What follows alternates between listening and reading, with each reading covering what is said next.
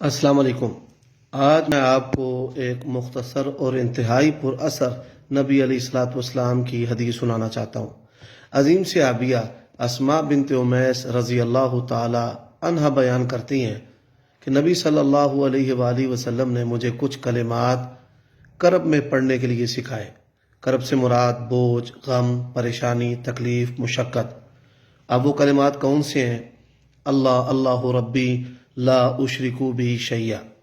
آپ یہ جانتے ہیں کہ پریشانیاں اور جو فتنے ہیں ان کو صرف اللہ تبارک و تعالی ہی دور کر سکتا ہے، لیکن رستہ اس کے لیے وہ اختیار کرنا چاہیے جو اللہ تعالیٰ اور اس کے رسول نے بتایا ہے۔ تو نبی صلی اللہ علیہ وآلہ وسلم کے سکھائے ہوئے کلمات پڑھیں اور اس کے فوائد حاصل کریں۔ اس کے پڑھنے سے اللہ تبارک و تعالیٰ آپ سے کرب کو دور کر دے گا۔ اللہ تعالیٰ مجھے اور آپ کو عمل کرنے کی توفیق عطا فرمائے۔